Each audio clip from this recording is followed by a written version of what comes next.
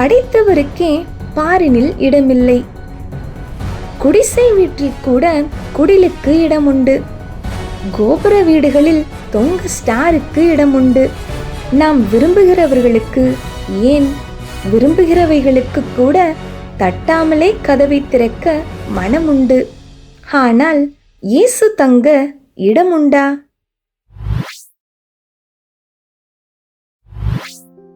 இயேசுவுக்கு உன் இதயத்தில் இடம் உண்டா? ஆண்டவராகிய இயேசுவின் இனிதான நாமத்தில் உங்கள் அனைவருக்கும் எங்கள் அன்பின் வாழ்த்துக்கள். கிமு கிபி என சரித்திரத்தை மாற்றப் போகும் இயேசுவுக்கு அன்று சத்திரத்தில் கூட இடமின்றி முன்னணியில்தான் இடம் கிடைத்தது. அதனால் என்ன? நம் தேவனால் தான் எல்லாம் கூடுமே. நடந்தது என்ன தெரியுமா?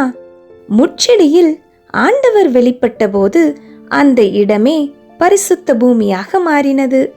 அதுபோல மாட்டுத் தொழுவத்தில் மகிமை உதித்தது. மாற்றம் வேண்டும்.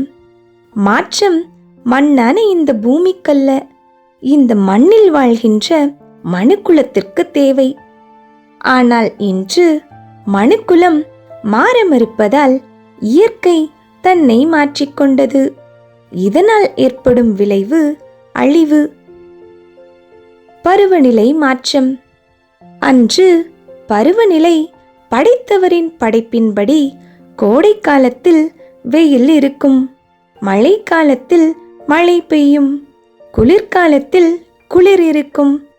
ஆனால் இன்று கோடை காலத்தில் புயல் மழை என மனிதனையே குழப்பி விடுகிறதே. மழைக்காலத்தில் வெயில் அடிக்கிறது, அல்லது மழை ஒரே இடத்தில் மதகை திறந்த வெள்ளமாக கொட்டி விடுகிறது. குளிர்காலத்தில் பனி பெய்யும். ஆனால் குளிர்காலத்திலும் பட்டணங்களில் ஏசி ஓடினால்தான் மனிதனால் ஓட முடிகிறது. இவைகள் எதனால் மாறிவிட்டன என நினைக்கிறீர்களா? நாம் தான் இதற்கெல்லாம் காரணம். எப்படியெனில், செயற்கையை விரும்பும் மனிதன். இயற்கையை நமது நன்மைக்காக தேவன் படைத்தார். அதனை மனிதன் செயற்கையாக மாற்றினான். விளைவு இயற்கை அழிந்தது. மனுக்குலத்திற்கு அழிவையும் உண்டாக்கிவிட்டது. செயற்கைக்கு முன்னுரிமை கொடுக்கும் கூட்டம் பெருகிவிட்டது. நீங்க எப்படி? யார் மாற வேண்டும்? ஒவ்வொருவரும் மற்றவர்கள் மாற வேண்டும் என நினைக்கிறார்களே அன்றி தான் மாற வேண்டும் என நினைப்பதில்லை. இன்னும் ஒரு ஸ்டெப் முன்னே போய் யோசித்தால், நான் விரும்புகிறபடிதான் எல்லாம் நடக்கணும் என்று நடக்கிற கூட்டமும் பெருகிவிட்டது. இதனால்தான் கசப்பு, வைராக்கியம், கோபம், சண்டை, கொலை, கொள்ளை என எல்லா பாவங்களும் பெருகிவிட்டது. இப்படிப்பட்ட மாம்சக்கிரியைகள் மாற வேண்டுமானால் நம் இருதயம் மாற வேண்டும். இருதயத்திலிருந்துதானே இவைகள் பிறக்கின்றன. இவைகள் மாற வேண்டுமானால் இயேசு நம் இதயத்தில் பிறக்க வேண்டும், வளர வேண்டும், வாழ வேண்டும். இன்றும் இடம் தேடும் இயேசு. அன்று, அதாவது 2000 ஆண்டுகளுக்கு முன்பு இறைவார்த்தை இல்லாத இருண்ட காலம். இறைமகன் இயேசு தரணியில் பாலனாக பிறந்து பாவம் போக்கும் பலியாக மாற குறித்த காலம். அகஸ்துராயன் என்ற பேரரசனின் அறிவிப்பிற்கு அனைவரும் அடிபணிந்து தங்கள் நாடுகளுக்கு சென்று தங்கள் பெயர்களை பதிவு செய்ய பிரயாணப்பட்ட காலம்.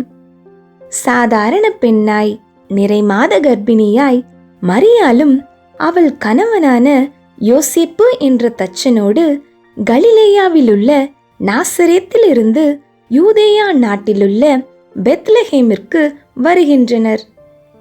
அங்கு குடும்பம் குடும்பமாய் ஜனங்கள் வருகை தந்ததால் எங்கும் கூட்டம் நிறைந்து காணப்பட்டது.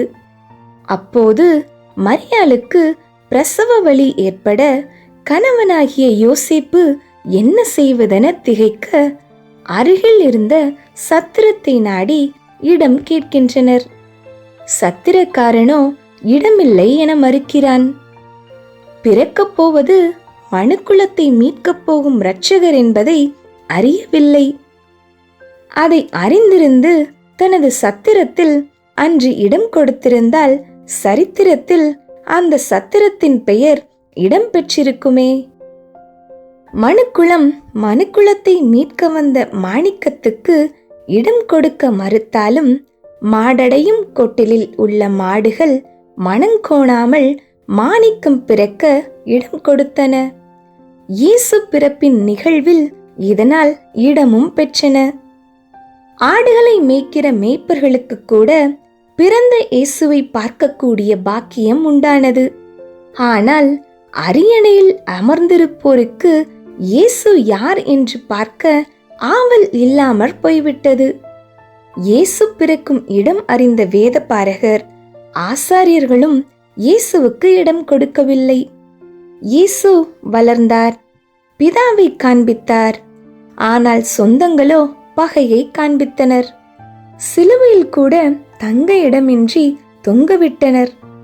கடைசியில் கல்லறை கூட இன்னொருவருடையது தானே.